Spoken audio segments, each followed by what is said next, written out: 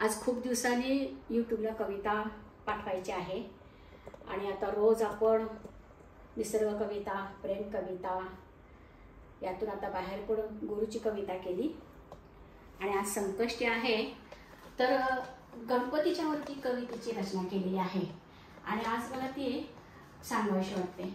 आज मी इथं माझ्या घरामध्ये देवघर आहे, ह्या देवघरामध्ये मी बसले आहे आणि आपल्याला मी ती कवितेची रचना सादर करणार आहे।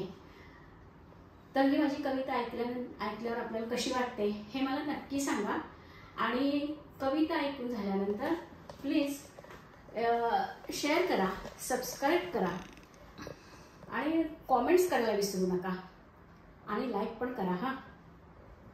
तर कविता आहे संकष्टी, आज आहे संकष्टी, तर मी आज संकष्टीवरती कविता करणार आहे। त्या संकष्टीमध्ये शंकर पार्वतीचा संवाद आहे। जसे एखाद्या घरात कार्यक्रम असला की आपल्या घरात चर्चा होते, आज काय कार्यक्रमाला करायचं, कसं करायचं। तर आज संकष्टी आहे, तर संकष्टीच्या निमित्तानं गणपतीचे आई वडील काय म्हणतायत, म्हणजे शंकर पार्वती काय म्हणतायत, तो संवाद मी माझ्या कवितेच्या रचनेमध्ये घेतलेला आहे। तर पहा, सुरुवात करते। पार्वती काय म्हणते शंकराला, संकष्टीला करते जरा लाडू आणि मोदक, संकष्टीला करते जरा लाडू आणि मोदक, आई सांगत होती तर बाबांची नजर भेदक, आई सांगत होती तर बाबांची नजर भेदक। मग शंकर काय म्हणतात पाहूया। रोज रोज तस करतेस गोड गोड खीर आणि पुरी, रोज रोज तस करतेस गोड गोड खीर आणि पुरी, पोट त्याचं वाढलंय त्याने येईल त्याला सुरसुरी, पोट त्याचं वाढलंय त्याने येईल त्याला सुरसुरी। एवढ्यावरच थांबले नाहीत बरं का, पुढे काय म्हणतात शंकर, जरा उपवास कर म्हणावं। आपले वडील कसे आपल्याला बोलतात तसं शंकर पण बोलतात पार्वतीला, जरा उपवास कर म्हणावं, बाबा दटावत होते आईला।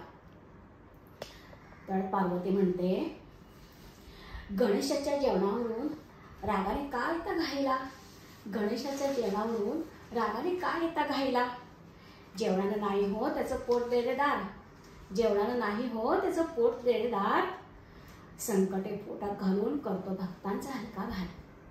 पार्वतीच्या डोळ्यात पाणी येतं, जेवणानं नाही होतो पोट त्याचं देडेदार, संकटे पोटात घालून करतो भक्तांचा हलका भार। सांगताना पार्वतीच्या डोळ्यात पाणी येते। मग शंकर पण जरा भावनिक होतात आणि काय म्हणतात, काळजी वाटते गणेशाची, काळजी वाटते गणेशाची, आणि काय म्हणतात, कर त्याला गोडधोड। पार्वतीला काय म्हणतात, कर त्याला जरा गोडधोड। हसून बोलले महादेव, पार्वती आता राग सोड, पार्वती आता राग सोड। धन्यवाद।